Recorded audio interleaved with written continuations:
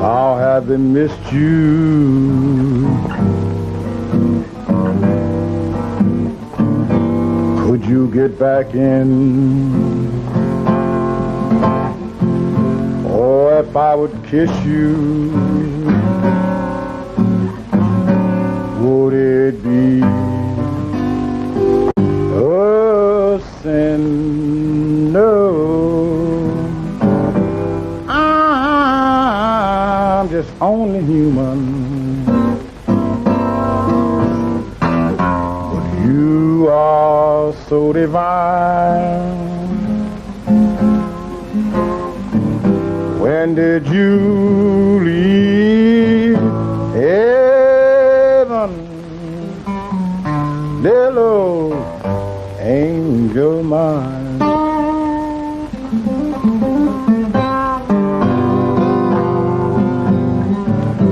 If I would kiss you,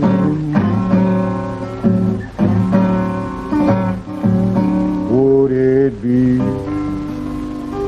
a sin? No, I'm just only human, but you are so divine. When did you leave heaven, little angel mine?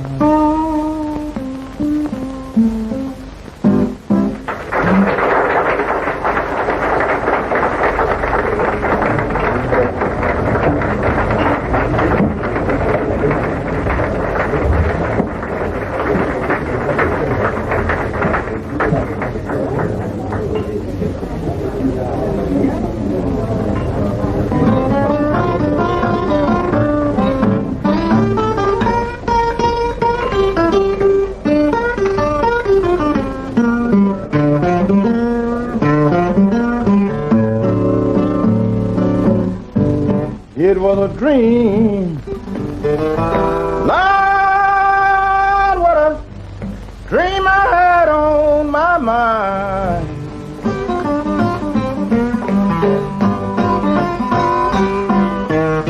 It was a dream. Lord, what a dream I had on my mind. And when I woke up, baby, not a thing that could I find. I dreamed I went out with an angel and had a good time. I dreamed I was satisfied and nothing to worry my mind, but that was just a dream. Lord, what a dream I had on my mind. And when I woke up, baby, not an angel could I find.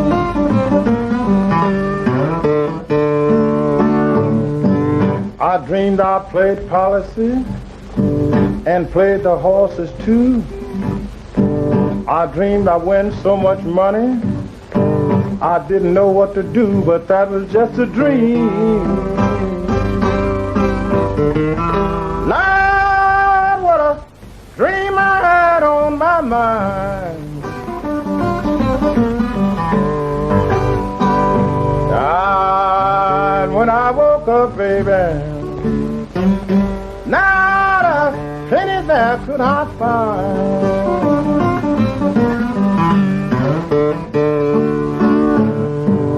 I dreamed I was in the White House, sitting in the president's chair. I dreamed he's shaking my hand, and he said, Bill, I'm so glad you're here, but that was just a dream. Lord, what a dream I had on my mind. Dreamed dreamed I got married and started me a family. I dreamed I had 10 children and they all looked just like me, but that was just a dream. Lord, what a dream I had on my mind.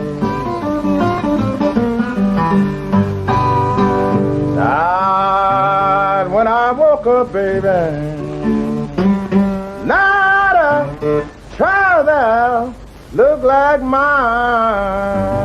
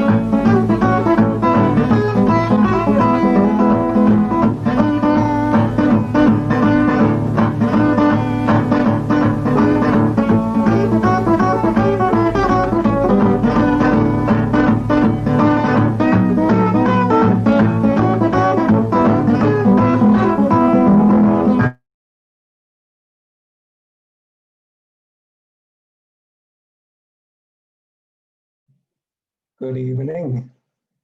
How's everyone doing? I was trying to find a smooth way to finish that video, but I'm afraid I could not. But anywho, welcome to volume 3 of Tap History Nights. Thank you very much for joining me this evening.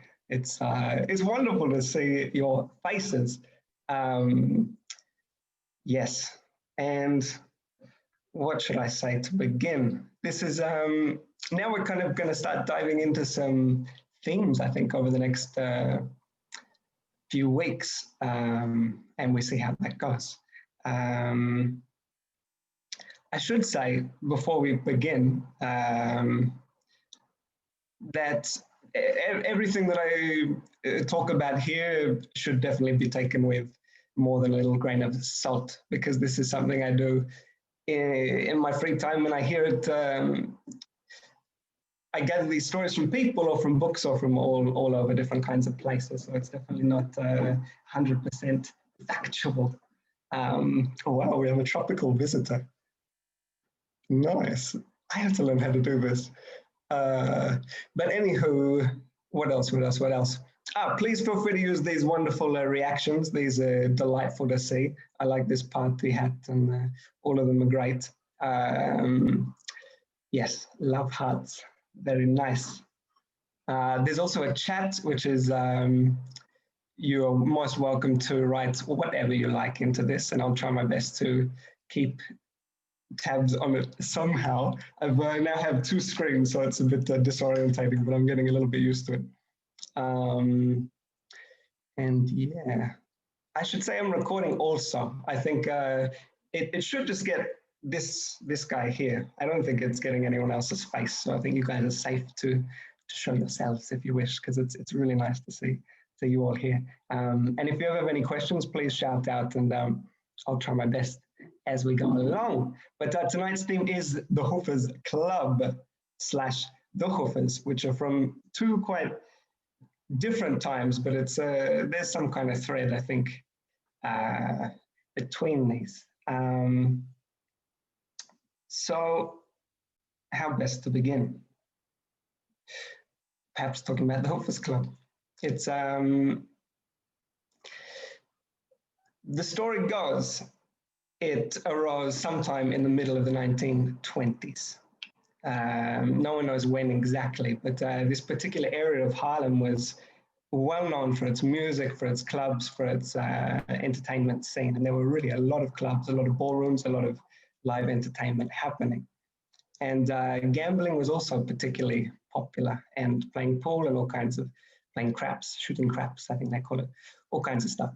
But there was a famous theater called the Lafayette Theater, and a few doors down from this, there was a gambling den. or who knows, it's different every story. Sometimes it's a pool hall, sometimes it's a comedy club. This was probably 1924, 1925. And it started, I think it was called something like the Colored Comedy Club. In my notes. Colored Vaudeville Comedy Club, circa 1924. And I think it went through various closings and reopenings. And a big reason for this was because a lot of the clubs and venues were run by gangsters. And often they could keep on the right side of the law, but occasionally things, maybe the bribe didn't go so well, or they just made some enemies. So things got closed down and reopened quite regularly. And this happened to this particular club a few times. It reopened as the Symphony Club shortly after, and it reopened once again as the Hoofers Club at some point. And as far as we know, there was a little room in the back of this gambling den or comedy club, which had a beautiful old maple wooden floor. And at any time of day or night, you could find tap dancers in this room. Really 24 hours a day, trading steps, hanging out together, probably gambling, drinking, smoking, doing all these delightful things, and also dancing a lot. And it sounds like for a good 10, 15 years, this was really quite a serious hangout spot. For a long period, this club was run by a gangster, I can't remember his name, Rudolph Brown, I have here. Who was running things and kept it going mostly pretty smooth. But yeah, some of really who we know of as like some of the most well-known tap dancers, I think grew up in this club or really shaped themselves, a lot of them. And many we don't know also, because unfortunately there's very few videos, and a lot of the dancers from this time just remain as names, and even there's not so much written about this stuff at all. But sort of again, let's watch a video of a dancer who stumbled his way into the Hoofers Club sometime in the middle of the 1920s when he was still quite a young man, and his name was John Sublette Bubbles. And apparently he began as a singer in his hometown. But in this time, as we may or may not know, people were expected to do many skills, and tap dancing was quite essential if you're an entertainer. So John Bubbles began as a singer, but of course he danced a little bit too. But the first time he stumbled into the Hoofers Club, he was apparently laughed out of the place because he was not such a great tap dancer at this point in time.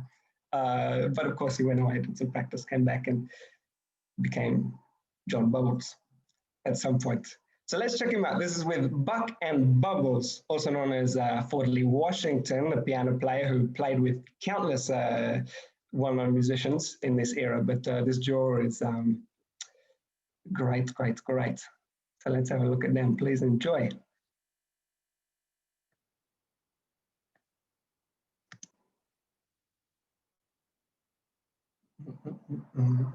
This is from a little bit later, it's 1944, and it's from a short actually with Louis Armstrong. You'll see introduce them.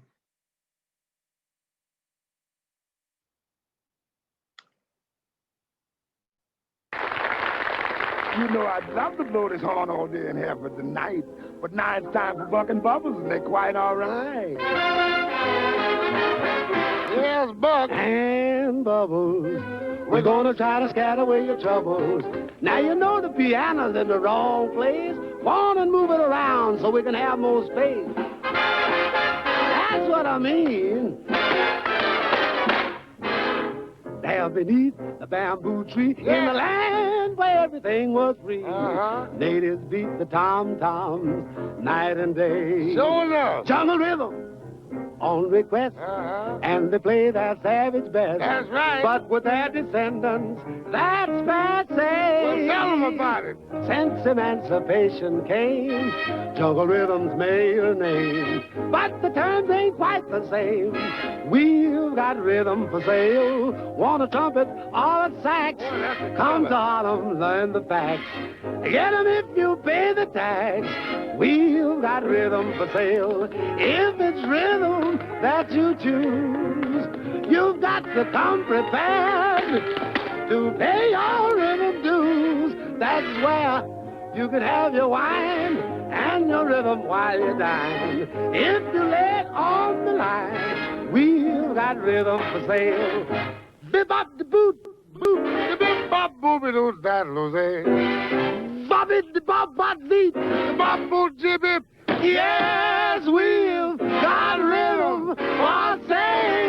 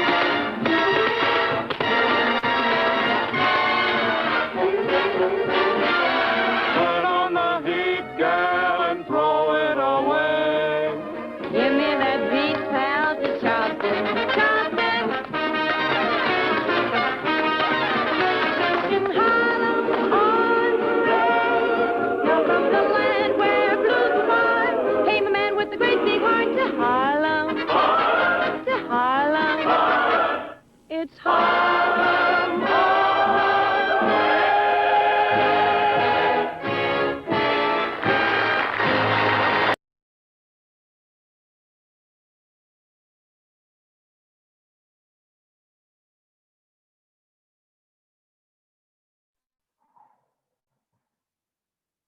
That was Buck and Bubbles in Atlantic City from 1944. There were so many of these shorts that were made. Yeah, good day. That were made from during this period of time, like short films that were actually kind of recreations of a sort of vaudeville act, which is probably what this was, and they look pretty funny now. I think through present day eyes, many things all happening at once. But this piano player, Buck, who they had a long partnership, Buck and Bubbles. They started playing together when they were children, and got picked up apparently by a well-known vaudevillian whose name was Nat Nazaro, who was an acrobat, and he took them on tour with him. But they were apparently so good, they kind of very much stole the show, and people weren't interested very much in Nat Nazaro anymore. And so he became their manager instead. And this was when they were maybe like 17 and 13 years old, something like this. And they toured constantly for, I think, more than 10 years. They were on the theater circuits. And this would have been like 19, I don't know what, in the teens, even before the 20s. And yeah, I guess they would have been playing a lot. And I think Buck and Bubbles, John Bubbles and Audley Washington, are very special also for this time because they were some of the few black performers on the white circuits, because there were two different theater circuits, one for white performers, one for black performers. And they were on the white circuit. And yes, who knows why exactly? I mean, they were amazing at that time, I guess. And really, the audiences loved them, say the reviews at least. And people usually had quite specific slots in these shows, as we talked about briefly. Another time, I think you'd be the opening act, or you'd be the act number 2, or the headline. But each act had a very specific role in the lineup of a variety show. The opening act, I mean, had to be fiery, but not too good. Also, the second to last was a kind of a tricky places depending on where you're placed in the show. But Buck and Bubbles were very often the second to last act, which I think was very rare for a black act at that time also, because it was yeah, just about the headline, I think. But this was Buck and Bubbles, and this video is maybe not the best example of Bubbles' dancing, I think, because he's just incredible and really immaculate with his timing. So check out some other ones of him on YouTube, because he's really a musician with his feet, and I think changed the trend completely in tap dance during in his era. But it's hard to know. We go off of these videos and from stories. But he really started using his feet in ways that people were not before then. But yes, the Hoofers Club, very much a hangout of tap dancers. And there's one story that there was written on the wall: "Thou shalt not steal another dancer's step." Exactly.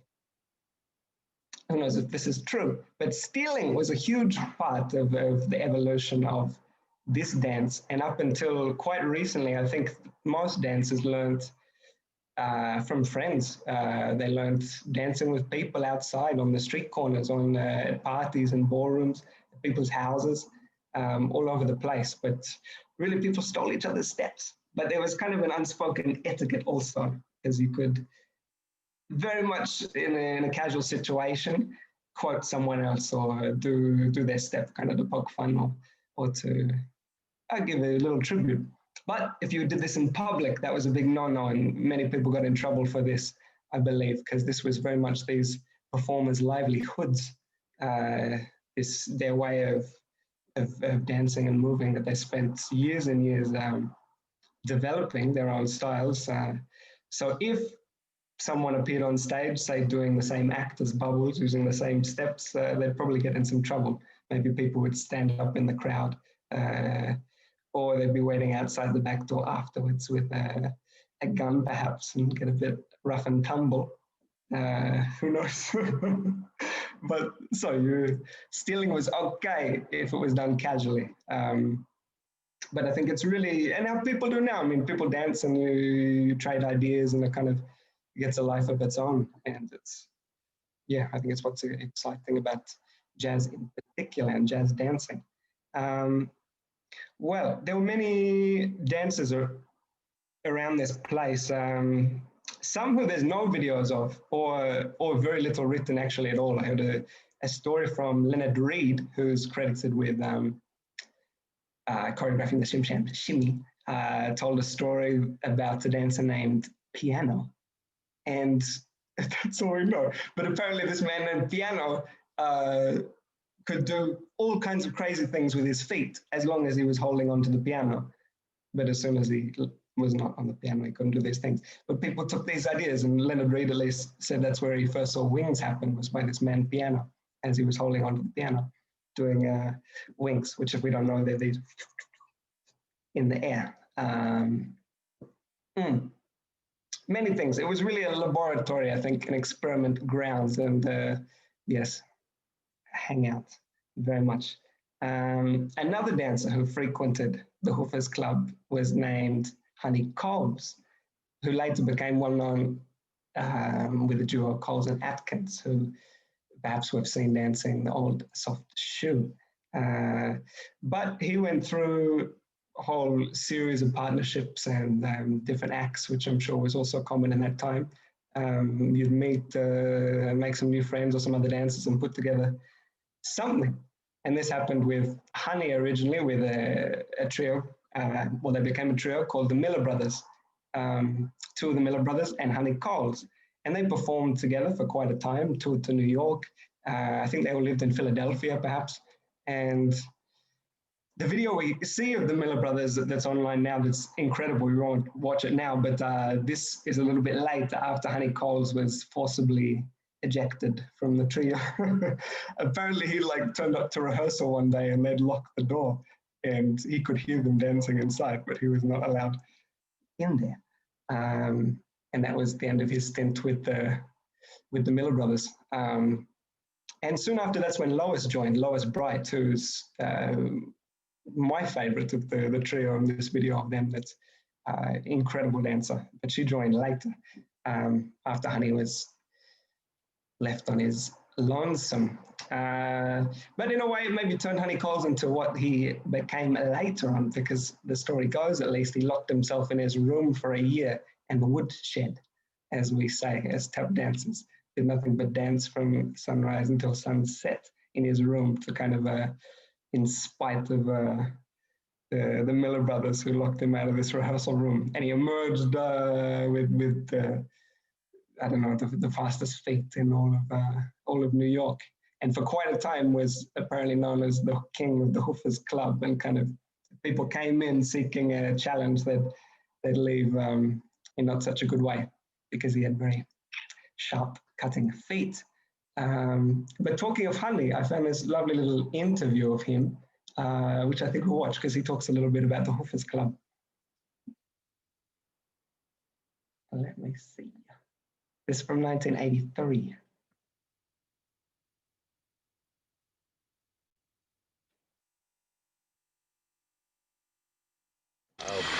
Greatest form of entertainment was getting on the street corners at night and dancing in our neighborhood. And that developed into going into the neighborhood theaters and competing on amateur nights.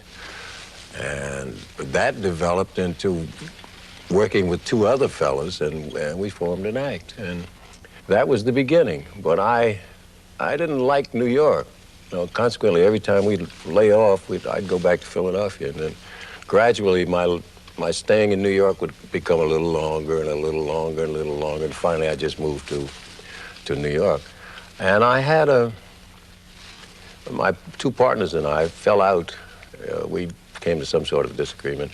And I decided that I was going to do a single. And fortunately, I lived with a person who was just like my mother. And it was a three-tier house. And I lived on the top floor. And I took all of the furniture out of the room next to mine. And I rehearsed for a year. One solid year, every day, all day. Maybe 12, 14 hours a day. That time I didn't drink. So this was my form of enjoyment and my sort of form of revenge on my two partners that I'd had this big argument with. And at the end of the year, I came out of that room with the fastest feet in show business. In New York City, there was a club called the Hoofers Club. And it was really a room in a pool room. But the pool room had a restaurant and everything and it stayed open 24 hours a day. And the fellow who owned the pool room liked tap dancing so much until he put aside a room in the back of the pool room, and 24 hours a day, any hour of the day or night, you'd find somebody in that room dancing. And all of the dancers would congregate, and like I'd see Bubbles and I'd get some kind of thought about something, or Bubbles would see Eddie Rector and he'd get some kind of a thought about something, and the guys who couldn't dance at all would come in and then basically, gradually they'd learn. So it was like a nest of dancers, and all of the dancers hung out. Most every dancer learned a basic thing called stop time, and one dancer would play for the other, and it was a one-finger thing.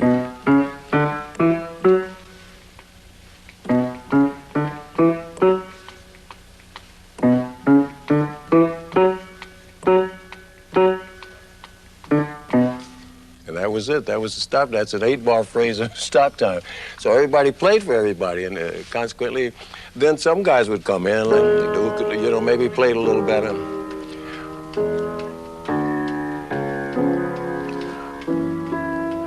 Actually, it sort of taught you a few basic chords, and from then on, the rhythmic pattern is so similar until everybody could just play a little stop time.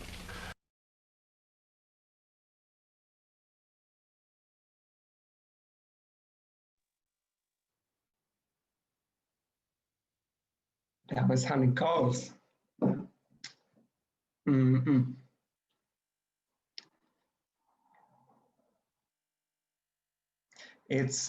I find it very interesting to imagine this period. What made me start looking into this actually is hearing the word hoofer used quite often, and the term gets thrown around quite a lot, which I'm okay with. I think there was a bit of controversy perhaps amongst the tap dance scene, especially, well, I don't know, a bit later in time.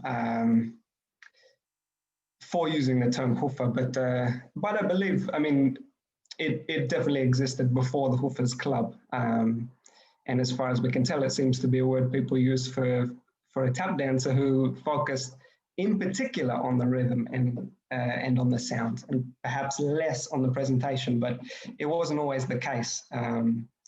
Because I think many of the dancers who were known as hoofers also presented themselves very nicely. But this is often what it gets used for, at least, yes, with this was the Hoofers Club. There used to be a tree in Harlem that was called the Tree of Hope. And it was quite a big tree. And I think it was there for a long, long time. And it was a lucky tree. And people used to go to this place, but performers and entertainers in particular, if they wanted a bit of good fortune, and they would rub its bark or give it a kiss or something like this. And it went like this for a long, long, long time. And eventually got cut down because they made the streets wider at some point, and Bill Bojangles Robinson, convinced the mayor or someone to replant it. So they took, I think they managed to move the tree and replant it somewhere else, and this was successful for a long time. And impressive too, Bill Robinson had so much sway at this moment in time, in 1920s maybe. And the tree was there for a long time, then eventually got cut down, I don't know when, well and good, and all the, I don't know, people apparently took home branches or pieces of the trunk, but it was a bit sad because this tree was there for a long time, and it was really a focal point, I believe, in Harlem, like a place many people would meet. It was an easy place to meet other people. There were people chatting underneath, people, it was a good drug dealing spot as well. There was a clarinet player named Mez Rowe who supplied everyone in Harlem with marijuana. But I mean, I'm sure there was many drug dealers, but this was before it was illegal, actually. That happened much later in time. And I think people didn't even know what it was for some point. It arrived from Mexico, this new tobacco of sorts. But it took off in popularity, especially amongst musicians, which is well, just how it was. But so there were a lot of people who made, I'm sure, a decent living selling marijuana to all of Harlem. And Mez Rowe was such, also a very decent clarinet player, not just a drug dealer. So please check him out. He has a great book called, I don't remember. Oh, it has the blues, really the blues. That's what it's called. This really nice book. He's a genius storyteller and had a crazy life. But yes, and I think there were certain people hung under the Tree of Hope, more so than others, I'm sure. And one name that gets mentioned, which I was very surprised at, and I was very excited too, because he's one of my favorite dancers, was Raymond Winfield, part of the trio Tip Tap and Toe. And he was just around, and apparently he was very much a habitué of the Hoofers Club and was well known all over there, and just, I mean, an incredible dancer. And how he sounds with the way he swings, and the music too is very particular. I'm completely obsessed. But he apparently used to hang out a lot under the Tree of Hope and knew all the up and coming dancers and performers as well. He also apparently mentored Baby Lawrence at some point, or Baby Lawrence got something from Raymond Winfield. So speaking of him, let's check out a video of Tip Tap and Toe, who is a wonderful trio that stayed together for a couple of decades at least, touring, performing very regularly, and I think probably one of the most well known. So let's check them out. This is from 1944. A movie called High Good Looking. High Good Looking. Enjoy.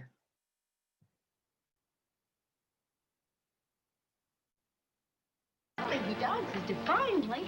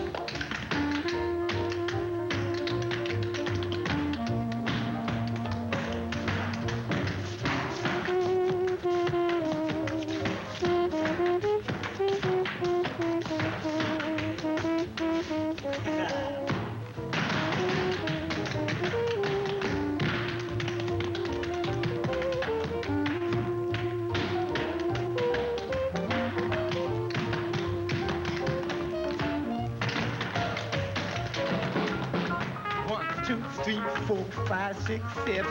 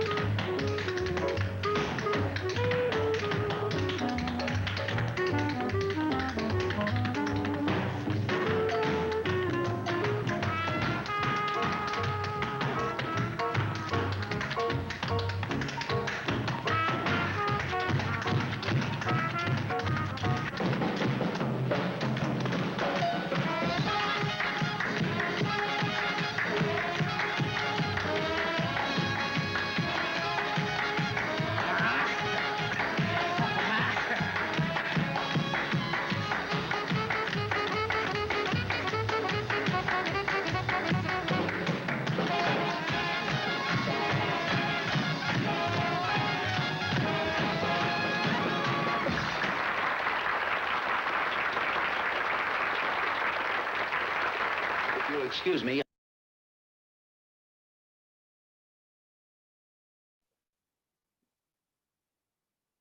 That was Tip Tap and Toe. I love so much these guys.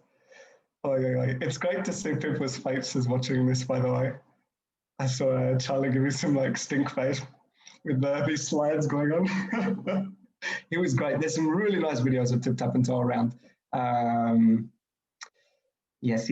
I think the acts probably stayed more or less the same, which is also interesting. I think most of these acts touring the theatre circuits might have the same act for 10 years, maybe, if they're touring for that long, and changing it very little. I mean, I'm sure it became very more refined and they'd figure out what works and doesn't over time, but they'd be changing city every day, every 2 days, to a different theatre, new audience. So you could use the same material, which could be one reason why these entertainers just became so good at what they were doing and really became very unique and distinct from others.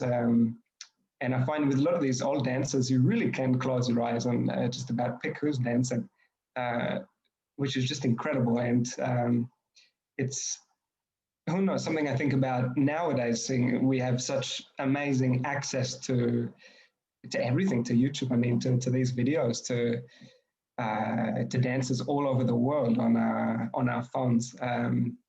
But it's strangely, I don't know, becoming a bit more homogenous, I think, perhaps a bit more worldly in the way we're approaching this music and dance, which you can't say whether it's good or bad, it's just different. But yes, I just love the essence of these older performers. Raymond Winfield, yes. Who else? There's a lot of people who are hanging out in this place. Bill Bailey was another who became kind of well known as a Bill Robinson impersonator for quite a time. There was another guy called Derby Wilson who has no videos as far as I know. He was around the Hoofers Club a lot also. There was another dancer called Eddie Rector who I really wish there was a video of to watch. But there is not. But so many of the old-timer dancers mention Eddie Rector as inspiration, and he was really known as having probably the sharpest feet in the 1920s and 30s. And he was touring a lot too. He was working in the Roseland Ballroom for quite a time, playing with Fletcher Henderson's band. There's maybe like 1 or 2 audio recordings of him where you can just hear his feet in the like ever so slightly, and they're very clear, but that's all we have, a record of this man. And he's known as making this routine called the Bambolina, or a step called the Bambolina, which we still glimpse here and there now, but he'd really travel across the whole stage or the ballroom floor with ease and in rhythm, which was quite impressive. Apparently not many people could do this, as I'm sure we know, us here with tap shoes at home. yeah, not such an easy feat to get from one side of the stage to the other in time. But Eddie Rector could do this with a lot of syncopation. I need to learn the band Melina, but it starts, it goes,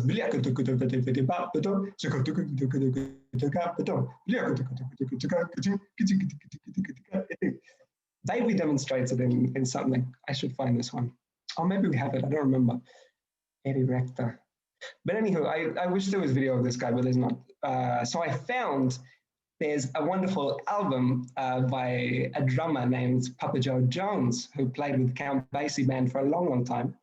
And he also played with a lot of tap dancers very often. And on this album, the last few tracks, he impersonates a handful of tap dancers. He does their act on the drums.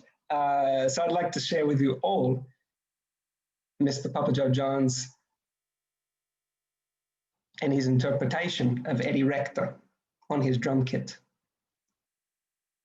Let me just bring it up.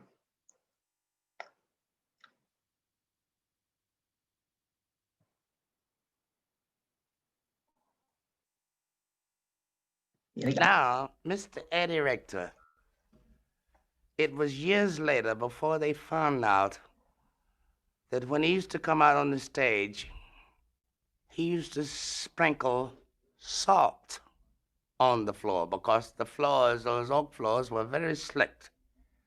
And he invented a dance called the sand. And he became ill, and he was off the scene for a while, and a lot of people made fruit off of sand. But Mr. Eddie Rector recuperated and came back. And this is the way Mr. Eddie Rector did the sand. I will make a little introduction and try to remember part of his routine.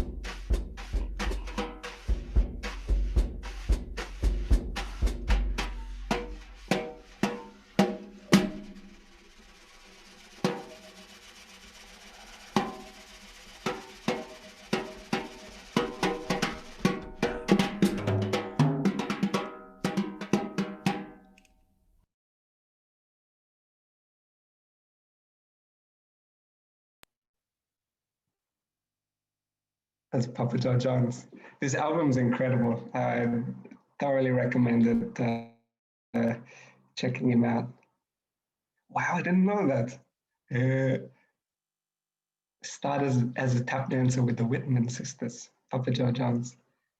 Apparently, quite a few of the older jazz drummers began as dancers. A lot of the musicians, not just drummers, because it's really hard to imagine now. But this was a very, very popular dance, and it was so common. It was just it was expected, pretty much. I think that you knew how to dance, and which was wonderful at the time. But almost as a result of this, it almost became forgotten. And in later years, in maybe the 60s, 50s, 60s, the American, like the governments and different organizations who were providing money for dance companies and things largely overlooked tap dance for a huge mix of reasons. But I mean, huge money went to ballet companies, contemporary companies. There were no tap dance companies for a long, long time. It only kind of started in the 80s, I think. And it was just strange for something that was just really everywhere to almost disappearing. And a big reason could have been these new taxes that were brought in during the war. Also after the war, there was a huge depression and also a depression in the 30s. I mean, it was up and down, but things changed. They brought in this tax so that it cost clubs a lot more money to have floor shows, which was very often how tap dancers performed. Also, it made running a big band almost not doable. As a result, bands started to get a lot smaller. Tap dance very quickly was out of the picture, and only a handful of dancers managed to continue in the 50s, 60s, 70s. Most did other things, and some people who were, I'd say, very, very famous in all over the United States. A lot of them became bellboys or lift, the people who take you up and down the lift, or the waiters, or doing all kinds of things. Yeah. But there were some who continued, some who, I think there were some of the big bands who kept touring, like Duke Ellington, Count Basie, Fletcher Henderson too. They continued to employ tap dancers occasionally, which was super nice. Like Bunny Briggs for a long time was dancing with Duke Ellington all through these years. There was a handful. Arthur Duncan was on the Lawrence Welk show for 20 years or something, every episode. A lot of stuff happening. But shame about Eddie Rector. I would have really loved to see him dance, because he's mentioned so often amongst the old timers as being just incredible. Yeah, but he had some troubles. As with many artists, or just people in general, I guess. But yeah, he was quite the alcoholic, I think. And there's crazy stories of, like, apparently he was so drunk, often people side stage, they'd have to like help him get dressed and help him stand up and then push him on the stage. And he'd perform his like 6-minute thing perfectly and sounding crystal clear with his feet. Meanwhile, could hardly stand up side stage. But yes, he died very young also. I think he died in his 30s of something, I'm not sure. But yes, nothing remains of Eddie Rector besides some beautiful tributes like this. And this album's great. I'd really recommend checking it out. He impersonates a few. I think Bill Robinson maybe does Baby Lawrence, and one other. But he has such a memory of their way of syncopating and swinging that he tried to do this on his drum set. And it's a pleasure to listen to Papa Joe Jones. He's very passionate about his drums. He'll introduce you to the hi-hat and the ride cymbal and the snare one by one. It's great. He really does. There's a track for each. It's great. Yeah. But all this stuff was happening. A lot of, many things all at once. There was quite a competitive spirit often too. I didn't mention yet in the Hoofers Club, it was quite the man's arena. It just wasn't mentioned being a female dancer. There's stories of a few dancers who were considered good dancers who were women, but usually the biggest compliment they got paid was, well, she dances just like a man. And that was a good thing. But mostly it's how it was, and it's slowly changing now, I guess. It's a thing that was happening, but women were generally cast into roles of like the chorus line more often than not, which was also a very important part of these variety shows. All had chorus lines, and yeah, there's a little bit of this stuff online, but it was rare to have like a female solo act in particular. But there was a few. One, her name is Juanita Pitts. There's a great short video of her dancing, and she's wearing a white tuxedo and flat shoes. But that was quite a rare thing, I believe. There are a few others. The Edwards sisters, I love. There's a great short one of them dancing with Duke Ellington. There's a few around. Baby Edwards was a dancer. There's a great documentary called something about getting rich. Does anyone know this one? It's about the Silver Bells. I can't remember the name.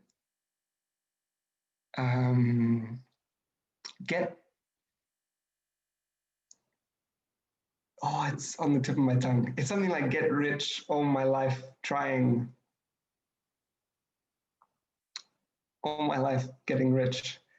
I don't know. But it follows these older ladies, like much later, who are all in the chorus line, and they're great to watch. Yeah. There's this. I'll figure it out. Being rich all my life. Yes. That's the one. Another one called Plug Women Dancers, which is also very nice. Yeah. But interesting thing. But particularly in the Hoofers Club, it was, I think, a bit of a man zone. And there was one exception. I think Jenny Lagon apparently was invited in one day to the Hoofers Club and allowed to dance. She was brought in by Bill Robinson. But that didn't happen so often. But yeah, it's a competitive environment, I'd say. And there were many other dances also happening, types of dance, different styles, that were very much commingling. I mean, I think people specialize. They would say, yes, I'm a eccentric dancer, I'm a tap dancer, or an acrobatic dancer, but all this stuff was happening, and everyone, I'd say, was social dancing, or the vast majority of people, because this was a great way to spend an evening when you don't have Netflix or Instagram. Was going out and singing like band and dancing in a big room with people together and holding each other. There's nothing quite like it even today, I think. But I've prepared one video that maybe Ramona would like to say a little something about, because it's kind of set in this time of what was happening with the swing dancers in kind of the same period, because I believe they also were very much trading steps, and it was evolving in its own way. Well, thank you so much, Thomas. And of course, speaking of popular dances, the Lindy Hop was the dance in Harlem, done by the Black community socially, along with tap dancing, of course, and all kinds of physical expression in regards to what is being played, so being the picture of the sound. But what we have prepared for you is a clip from the Harvest Moon Ball, which first started in 1935. It was a competition held at Madison Square Garden, downtown, literally in a boxing ring. And it was huge. It was the event. There was, of course, prize money. It attracted celebrities. And the very first announcement of this event, this competition, was it included the waltz, the rumba, the foxtrot, and the tango. And initially, it did not include the Lindy Hop. And there's an amazing story around someone at the Parks Department up in Harlem who was basically like, yo, these kids are killing it. Why isn't the Lindy Hop included? What is going on? So he picked up the phone and made the call, and they then included it Um, and of course, the kids from Harlem really did steal the show. And what happened was the preliminaries to get to the garden were held at different ballrooms all around New York. And of course, one of the places that you could sign up and would have to compete to get in was the Savoy Ballroom. The Lindy Hop was that a new dance at this time? Well, new-ish. It was kind of coined by Shorty George Snowden in, I believe it was 1928, or when Charles Lindbergh hopped the Atlantic. This was the big headline in the newspaper. But at that time, you know, partner dancing, dance marathons, social dance in general, to go to a ballroom, as you said, was it's so exciting. It was entertaining, and it was the thing to do. It was how you socialized, and ultimately, if you were oppressed, if you were Black, you had somewhere that was your space that you could rise above all of that and yeah, express and it was it was an important part of culture. It was a community. Yeah, it really was a community. People grew up hanging out with the bands. Whitey's Lindy Hoppers, for example, they knew all the great entertainers. They were around Bill Rob, everybody. Like Frankie talked about knowing these guys because they were part of in show business and they were just there. So I got a little off topic. There's a lot for me to share. It's very exciting. I would love for you to enjoy this clip. I don't know exactly when. This seems like a compilation, and there's a lot of footage out there that you can then find with specific years from my friend Bobby White at the Swung Over Press. But we just thought we wanted to have something with music. There was a live band and lots of shouting, and the dancers really were bringing their best. So there's this, as Thomas was saying, there's a competitive spirit. Like you really had there was a sense of pride in oneself and also in, you know, that energy, and it's really quite beautiful. So it brought out some very inventive and creative movements. It's changed a lot. Hey, now don't you think? I feel, at least in the tap dance scene, like I'm still kind of new to swing, but I feel it's become very mild. Like I think when I was growing up in, I caught just the tail end of this really like competitive feeling amongst tap dancers that mostly was okay. I mean, people didn't get angry at each other. But I mean, it was quite the adrenaline rush, and people kind of went head to head, which is how these culling contests and things came about. But I don't know, how do you feel now with the Lindy Hop? Did you ever experience people being a little bit more competitive or less? Oh, well, in this modern, well, yes. I mean, if you enter a competition, you're in it to win it, right? and you kind of have to play the game, you know, to win. And nowadays there's an event actually coming up that would be live, but it's of course virtual, the International Lindy Hop Championships. And yeah, there was a time, or late 90s, early 2000s as well, with the American Lindy Hop Championships. That was the place. There's always been kind of one big event that's really galvanized people. The showdown in New Orleans, man, that was a great event. I just want to say, like, it was very different. You didn't have a panel of judges. You had the whole room, like, deciding. And I ended up winning the solo competition, and I felt like, this is amazing. This is all these people deciding, not just 5 or 6 or 8, but it's like the whole room behind you. It's pretty amazing. But yeah, I mean, throughout Harlem, like as the dance, as music changed and the society changed, things changed in terms of popular culture. Maybe swing music became less of the thing, and it was more mambo and Latin, and then of course soul, rock and roll, all of that. Lindy Hop became mostly competitive. So you might have heard of Mama Lou Parks, you might have heard of Sonny Allen, and maybe even these acts became more of either entertainment or very competitive. And I know a lot of as the generations went on, Lindy Hop was not danced socially, actually.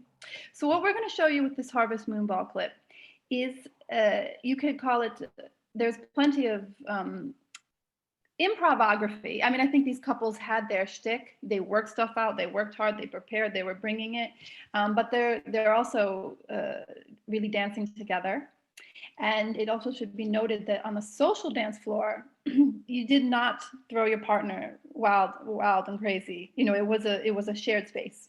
So this is particular to this great competition and what people were there to do.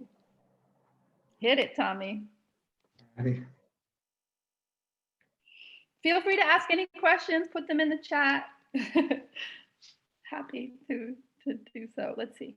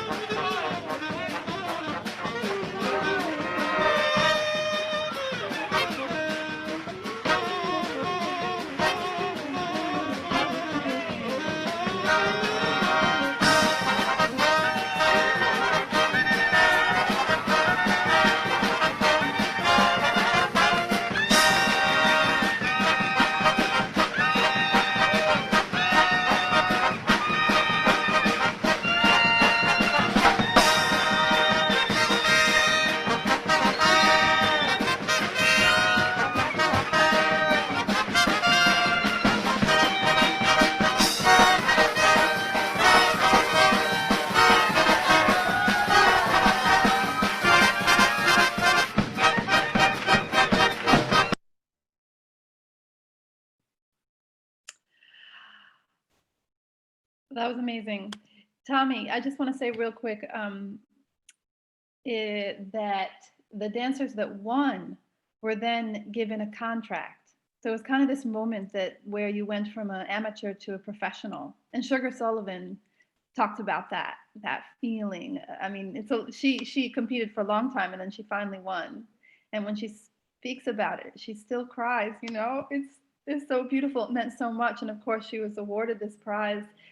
Usually, it was somebody who was quite famous and of the time. And but yes, the dancers then received not just money but a contract to work either at a club or a theater or with a band. I feel like there was more stuff. Man, I just gotta say two things have been blowing my mind. One, Bessie Smith, the blues singer, she is a big deal. She started out as a dancer in 1912. She was 18.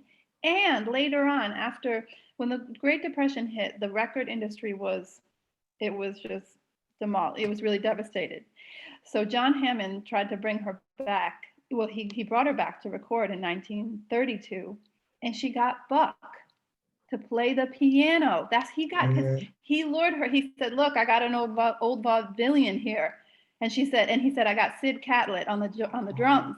And she goes, "I don't want no drummer. I set the time." He recounts it really well, but she's like, "I don't want a drummer." Anyway, thanks again for having me for a moment, and I will turn it back over to Tommy. Oh, thanks for talking, Mark. Yeah, I love seeing these. Boy, oh boy. It's really, this is how people were. I mean, this is kind of special because it's a competition setting.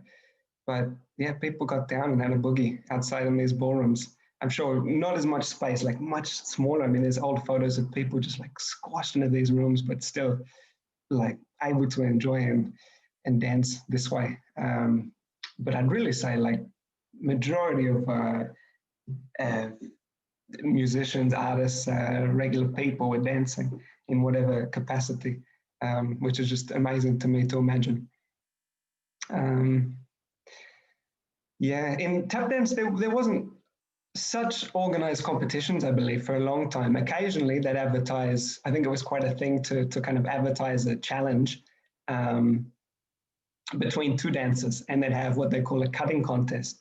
And this had like a long history. Apparently it used to happen, they say, in like plantations even, where they'd build a platform and similar to like cakewalk kind of showdowns, but people doing buck dancing on wooden platforms, and they'd like trade steps and try and outdo the other person, as people do with hip hop battles or slam poetry, anything like this. But there were a few instances. There's a group, I think an infamous challenge was between this man named Groundhog, who hated to be called Groundhog. I shouldn't call him this, but no one knows his real name.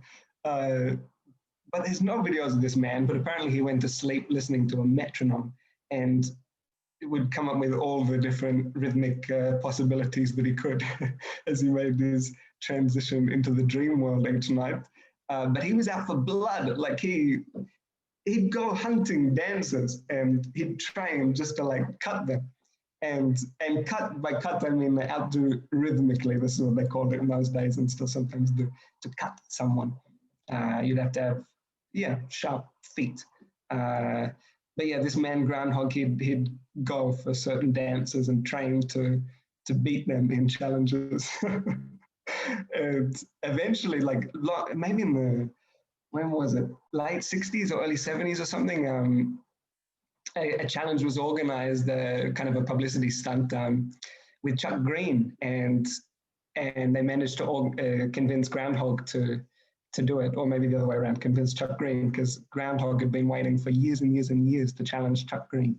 And so as soon as this happened, he was like there and ready, because he was often quite difficult to track down also.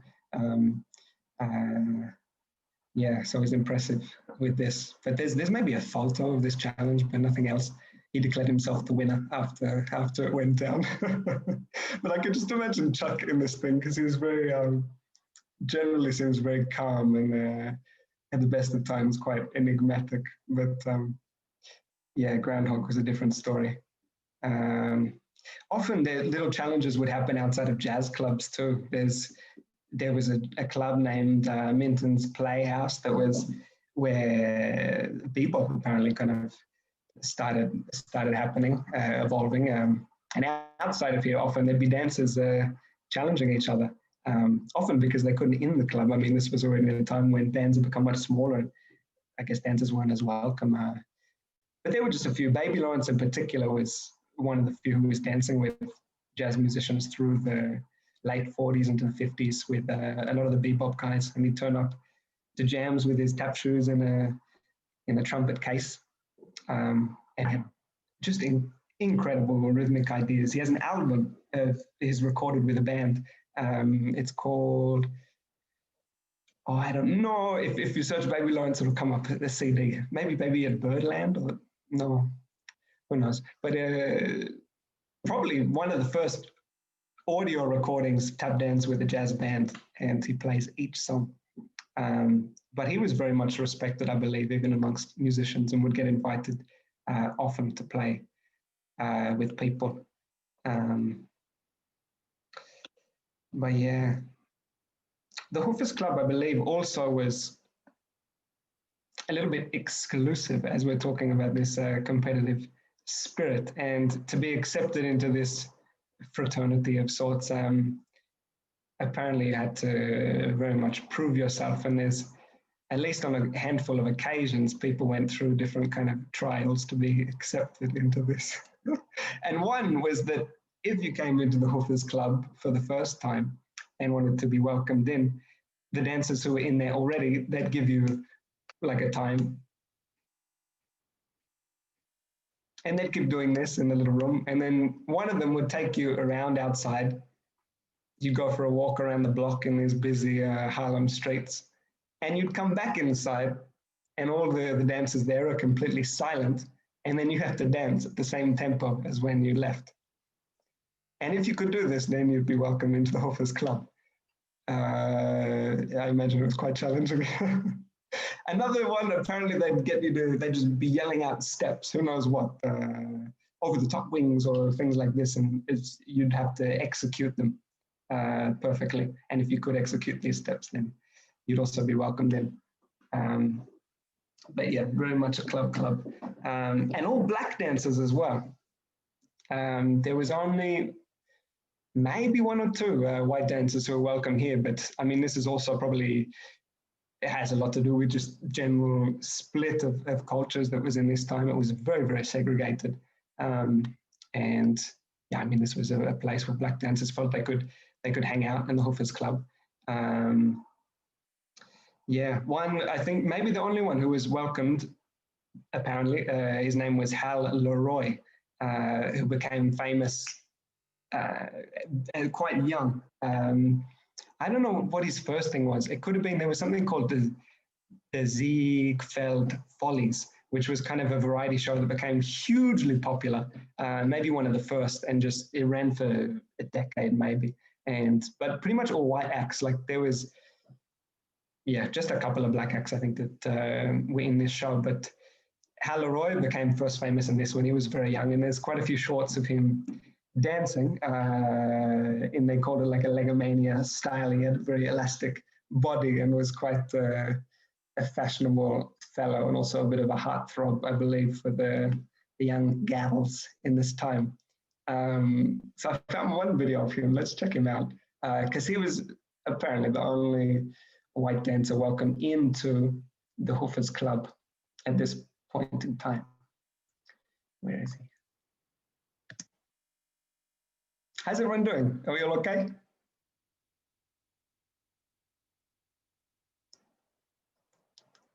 I promised I'd get better at this screen sharing stuff, but it hasn't happened yet. Dun, dun, dun. Here we go. Hal Leroy.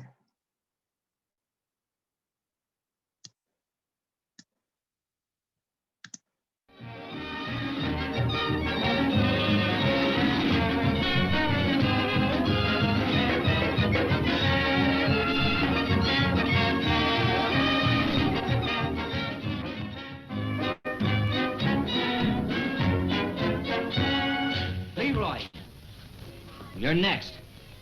And remember, if you don't make good for Franklin High, You'd better not show your face around here.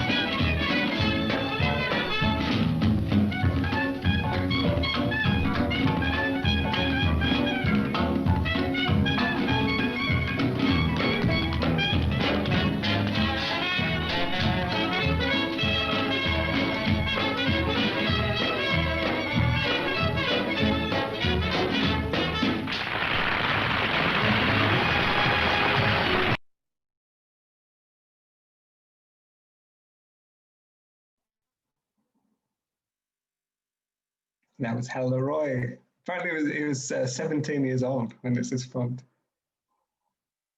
And legomania, they called this kind of dancing. There was, yeah, well, who knows? It may be his style, but there was quite a few people known as eccentric dancers who'd be a little bit crazy with their movements. Snake kick tucker is especially well known, and really popularized this like very hippie thing going on, hippie hips. Wonderful dancer. There's some great videos of Snake kick tucker. Yes, yes. And what else? There was a lot of dances. I'm going to forget to mention some for sure. And I'm trying to squash in a lot. I think this might turn into another two-part one because we're yet to actually arrive at the Hoofers. We're still at the Hoofers Club because the Hoofers as such, another kind of group appeared much later, like late 60s, early 70s. That was something quite different. Yeah, but who else haven't we mentioned? Ralph Brown was around the Hoofers Club a lot. Also Chuck Green, who was the protege of John Bubbles. Chuck and Chuckles, they were called, in the footsteps of Buck and Bubbles. Apparently did the same act, just in miniature. This was them. Yeah, there was a lot. We mentioned Baby. He was around. I think we should watch one of Baby Lawrence because he's really probably, I don't know, I think one of the best dancers of this time or any time, and really incredible with what he could do. Yeah, but he was also kind of on and off the scene. Like he'd appear and disappear, and many things going on. That probably had a lot to do with drugs. He and another dancer who was also very famous for improvisation, Teddy Hale, both were heroin addicts and had a lot of trouble with this. And I mean, they both died very young. But it was the story with a lot of artists in this time. They're just unfortunate. And yeah, who knows why? I mean, it was tricky then in general as a as a black person to find work in any industry. And in general, you just paid less. And I mean, it was not good living situation in many respects, and just in everything. You were treated less. I mean, you'd have to use the back door in restaurants. You'd have to eat in other restaurants, or be refused to be served in places, or all kinds of things.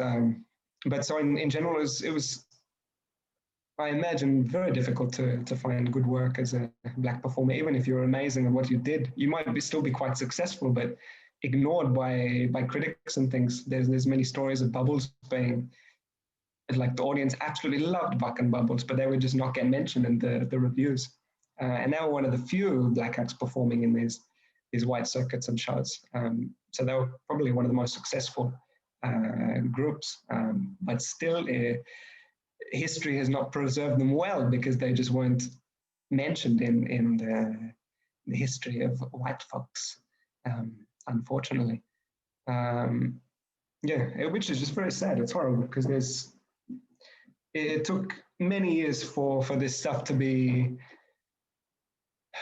even researched. One of the first, his name was Marshall Stearns, who wrote a wonderful book called Jazz Dance, which I very much recommend. It's dense reading, and it's packed full of information, but it was, I think, the first book written on what he called jazz dancing, which was, he described as American jazz vernacular, which was the folk dance of America, which it very much is, all kind of jazz dancing. And we just mean dancing to jazz music and the way this makes your body move. Tap dance being one of these. And it's really essential to American folk music, and it's grown up there since America began. And it's led to all these dances we have now, things like hip hop and house, and even the way people are dancing in clubs today. I believe tap dance really influenced these things. But it's strange how quickly this stuff can be forgotten, because even in the 60s, when he was writing this, and much later when people were becoming more aware of this tradition, it was mostly just word of mouth. And a lot of these older dancers were very old, and a lot of them were dying or forgetting, and are quickly forgotten because this stuff wasn't written down. Only by a handful of people. Marshall Stearns, Jane Goldberg went seeking out a lot of these old performers also. People like Brenda Buffalino as well. There was, a handful of people who were seeking out these old performers, but it's taken almost until now to be more public knowledge. I think if books written on tap dance history, there's maybe 5, perhaps, which is absolutely crazy for a dance that from 1900 to 1950 was one of the most popular forms of entertainment in the country. For it to just, it's weird, very strange. But Marshall Stearns did wonderful things, and he was an interesting man also. He was an English professor, studied at Harvard or something, and very into jazz, had a huge collection in his home, and just got into it and wanted to discover. And then he went around seeking out these men and women and trying to write their stories, more or less, and was the first to do so in this way, in a very academic work, how he does it. But great read. And he apparently helped Baby also quite a bit, because Baby Lawrence, a few of these dances, I mean, there were many periods along this. I mean, we're kind of mashing them a bit all together, but during, like, just before the war and after, I think things changed a lot also. And people who are a bit younger, maybe, such as Baby Lawrence, such as Jimmy Slide, such as even Gregory Hines, but much later in time, they caught the tail end of tap dance's heyday, or even the heyday of vaudeville and the variety show, as this stuff started to fade quite quickly. And with the coming of cinema and rock and roll and television and radio, or they say almost overnight, this stuff started to change. Honey Coles, who we saw speak before, managed to get a job as the manager of the Apollo Theatre, which for many years had a variety show and countless acts going in and out of there, and was one of the most well-known theatres in Harlem. And he started managing there and had quite a bit of sway about who could be in this place. So I think he managed to preserve some tap dance still coming in there throughout the 50s when rock and roll and boogie woogie was becoming very popular. Occasionally it managed to sneak a tap dancer in there, but it kind of lost favor with the public eye, which, well, things change. But yeah, Baby Lawrence was one of these dancers, I believe, who, I don't know, if he was born just a little bit sooner, I think would have, who knows what he would have done. But yeah, caught just the end of this and things started to change, and it was no longer easy to find work as a tap dancer. So many turned to drugs or different kinds of work. And yes, Baby Lawrence, he was in and out of the scene often. And there's only 2 videos of him dancing, and this recorded album, which is amazing also. But at one point, Marshall Stearns, who wrote Jazz Dance, was trying to help him get work, because I think Marshall as well, it just saw him as an incredible artist. And at the time when he was writing his book, Jazz Dance, was a few years after the Newport Jazz Festival first begun in the middle of the 50s, which was a whole other thing, because I mean, as the music was changing, I believe Newport was started by like a couple who wanted to make jazz really keep it alive and feeling fresh for young people, as rock and roll and things were beginning, and they were super successful at it, and Newport Jazz Festival took off, and it's still going today. But Marshall Stearns was involved in this from the early days, and he started giving lecture series, maybe 1960 or something like this. They had the first one, and so Marshall brought along Baby Lawrence, he brought along, I think, Bunny Briggs and Pete Nugent, and who else was it? Maybe Buster Brown. They did an initial lecture series, and he called it A History of the Tap Dance and its relation to jazz. And it was in the afternoon program at Newport Jazz Festival, and they just kind of talked about the dance and demonstrated different styles and steps and who came before them. And the jazz critics, they say, were kind of amazed and shocked they'd never made this connection before, that tap dance belonged with jazz. And this was in 1960, 1962, I think. Already, like the space of 15 years, it had been almost forgotten that this dance grew up with jazz. So it's, I mean, for me, it's no wonder today you walk into a jazz club and say you're a tap dancer, and you get a very strange look from the musicians. But we can mend this, I believe, but it's a great responsibility for tap dancers and musicians to really figure out a way to work together again. For what was once, I believe, a really fruitful relationship, because, yeah, I just love reading about this stuff, because the way people describe tap dance, it's really like jazz made physical, made tangible in the body. It's an amazing way to express the music, and it's been inseparable from it since before jazz was jazz. I mean, when people were singing spirituals and just singing without music in the fields and the plantations in like early United States, they were dancing, and rhythmically with their feet on the earth or on wood.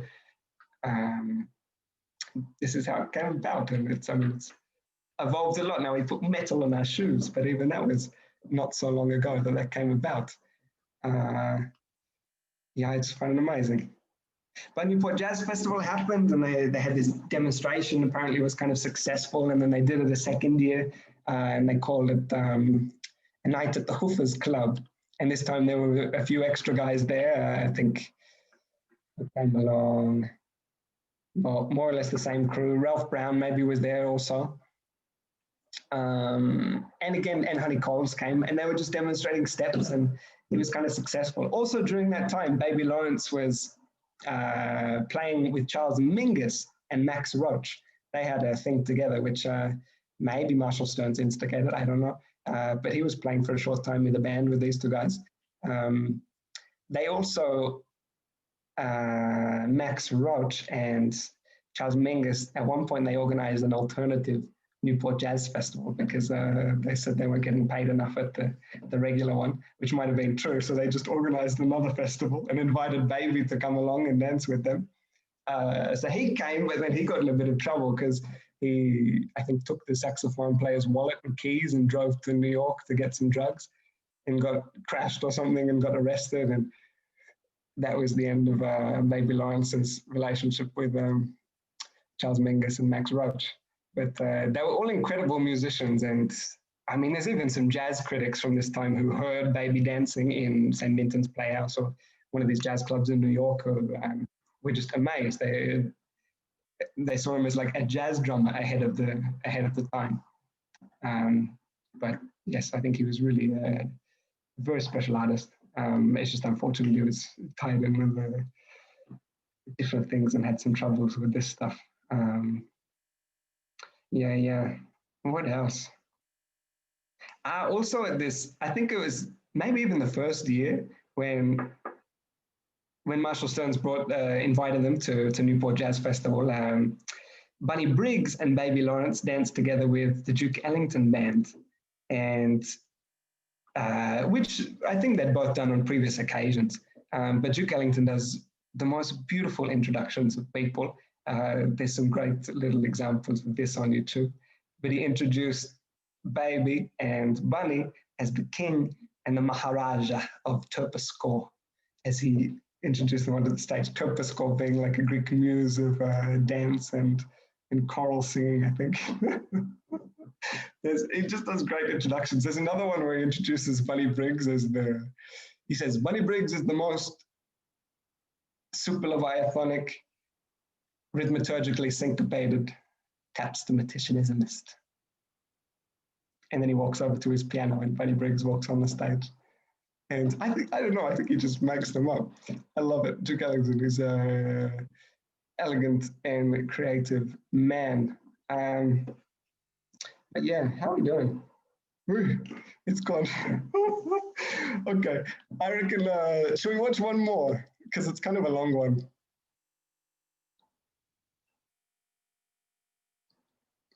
Before we do, can I take a photo of everyone? I haven't asked this before.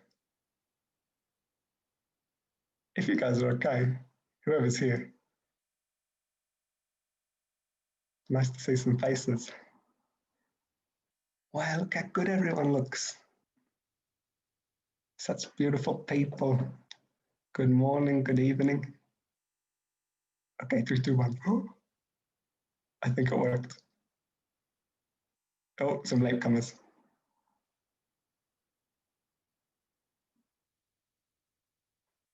Got it. Just for me, just for me. Thank you. And yeah, so this last video I'd like to show, there's a lot more. You should see my notes, they're a mess. I don't even know how. One day I'll organize myself. But perhaps in 2 weeks' time, we should continue this because we didn't quite get to the Hoofers and I was maybe expecting a little bit, because there's a lot more. We just talked about names more or less. But anyway, this last one is actually a video of Bunny Briggs, and it's, well, you'll see the introduction with Duke Ellington, but beautiful song, and it's a piece the Duke wrote for, I think, this particular occasion. And it was performed in a church, and Bunny Briggs was very religious and almost didn't do the concert until he, I don't know, I think he sat with himself for a long time and partly because, I don't know, in quite a few branches of Christianity still, I don't know, dancing is not seen as such a good idea, and it leads to, what do you call it, licentious tendencies. Licentious, that's the word. So yeah, I don't know. And many tap dancers, as they were children, these old timers, they got in a lot of trouble from their parents for sneaking out to tap dance because it was really, yeah, could lead to nothing but bad things, drugs and alcohol and easy women and easy men, this kind of stuff. But I think it flipped very quickly, this perspective. But anyway, Bunny, yeah, he had a little bit of trouble deciding whether to do this concert or not. But in the end, he decided maybe it was God's will. So he agreed to dance in this sacred concert series, they call it. And there's a record of this. And I think it's one of, Bunny Briggs is just beautiful. And like every video of him, but there's, yeah, I don't know, he lovely performer. I was very fortunate to get to meet him a couple of times. He was in a retirement home in Las Vegas. And I drove out there with a friend of mine, a drummer friend. We drove from Los Angeles. It took like all day to get there. And another friend of ours, Sarah Reich, she said to knock on the door, go do, do, do, do, and you'd hear inside, which of course we did. And Bunny said, "Oh, you must be tap dancers," and welcomed us in, 80-year-old Bunny Briggs. And we just sat on the floor and he told us stories nonstop for many, many hours. But it was beautiful. Very nice man. But yes, that's Mr. Bunny Briggs. I won't say too much more, but thank you all again for coming to this evening very much. It's lovely to see you all, and I hope you're enjoying, because this is something I love to talk about, and it's, yeah, there's a lot out there on the internet. It's hard to hunt down sometimes unless you know what you're looking for. So please, I mean, if you want to know what any of these clips or things are called, feel free to write to me, and I'll tell you where to find this stuff. And yeah, and please follow the Facebook group as well on this stuff. I'm so bad with spreading the word. I don't know how this stuff works, but yes, I think you can follow and like and all this stuff. And thank you, 1929 Studios, run by Miss Ramona Staffeld, who's been hosting these sessions. Without her, I could not make this happen. And thank you for everyone who's been donating. I wasn't actually expecting, because really I would do this for nothing, but it's very much welcome, because yeah, I need to find a job one day soon. I'm dancing a little bit. It's very nice. This Thursday, if you're in Melbourne, there's a bit of a dance party going on. So yeah, that's all. Chan. Now I'll play Bunny Briggs. Please enjoy. This is from the year, doesn't say, 60 something. But this is from the Sacred Concepts series. And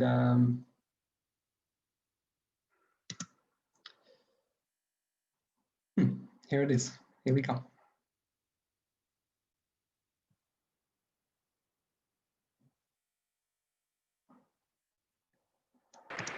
Thank you very much for Esther Merrill. And now, from Bunny Briggs. You know that Bunny Briggs is the most super leviathanic, rhythmaturgically syncopated tapsthematicianismist.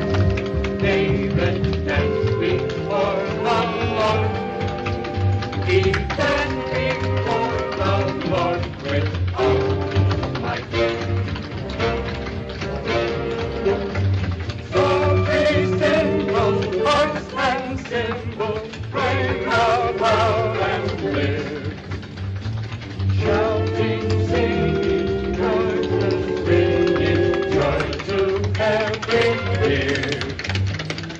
David, up and dance. David, dance before the Lord.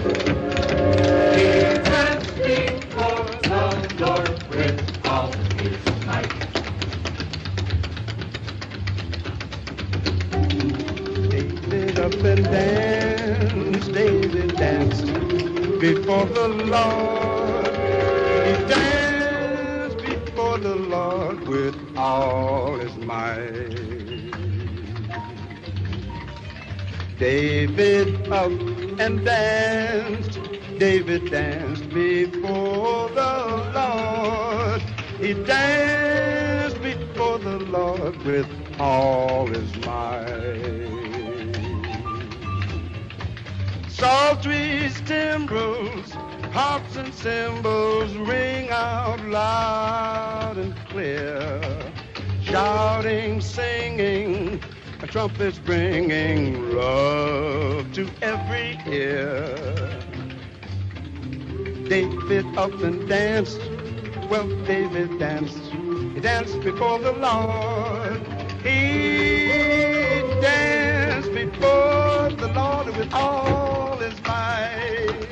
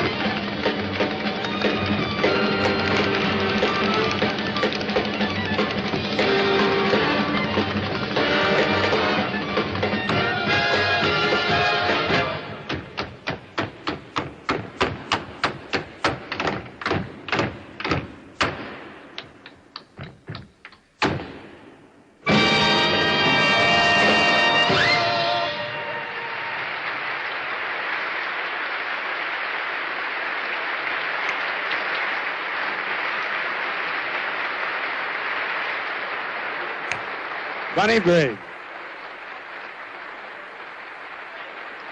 Have competition with.